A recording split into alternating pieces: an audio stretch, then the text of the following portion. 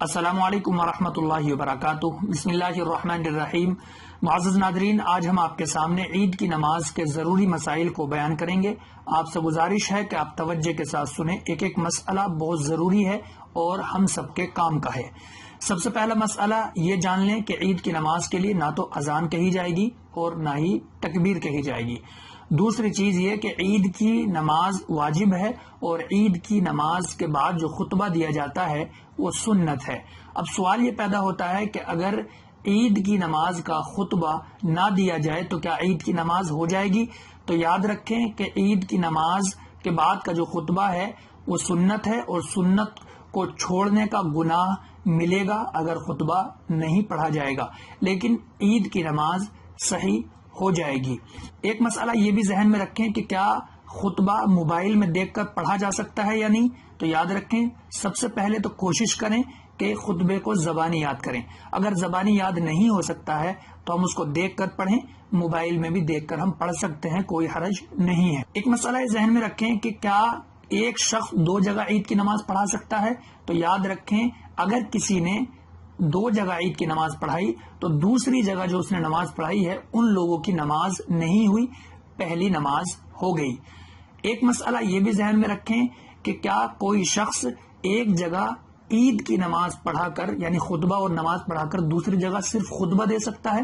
تو یاد رکھیں ایسا کرنا بہتر نہیں ہے، جو نماز پڑھائے وہی خطبہ پڑھے۔ لیکن اگر کوئی شخص ایسا کر دیتا ہے یعنی ایک جگہ اس نے عید کی نماز اور خطبہ پڑھا، دوسری جگہ صرف خطبہ پڑھ دیا، تو نماز ہو جائے گی۔ اگلا مسئلہ یہ کہ کیا کوئی شخص دو جگہ خطبے دے سکتا ہے؟ تو دیکھیے ایسا کرنا بہتر نہیں ہے، لیکن اگر کر دیا جاتا ہے تو نماز ہو جائے گی، نماز خراب نہیں ہوگی۔ ایک مسئلہ یہ بھی ذہن میں رکھیں کہ اگر کسی شخص کی رکعت نکل جائے تو کیا وہ چھوٹی ہوئی رکعت پڑھے گا عید کی نماز کی؟ تو یاد رکھیں جی بالکل، جس طریقے سے اور نمازوں میں چھوٹی ہوئی رکعتوں کو پورا کیا جاتا ہے سلام کے بعد، اس طریقے سے اپنی چھوٹی ہوئی رکعت کو وہ پوری کرے گا۔ ایک مسئلہ یہ کہ عید کی نماز سب سے پہلے کب ادا کی گئی؟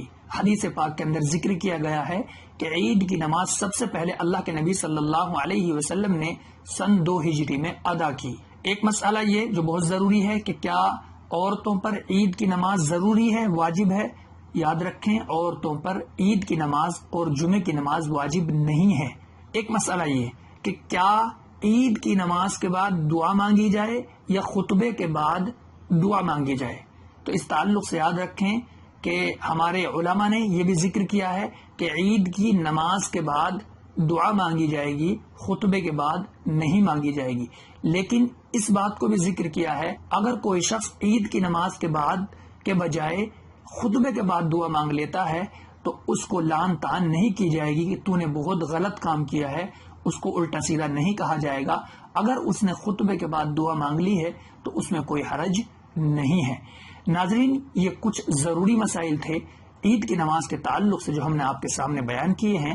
اللہ سے دعا کیجیے اللہ عمل کی سمجھ کی توفیق عطا فرما دے اور ہمارا خاتمہ ایمان پر فرمائے۔ السلام علیکم ورحمۃ اللہ وبرکاتہ۔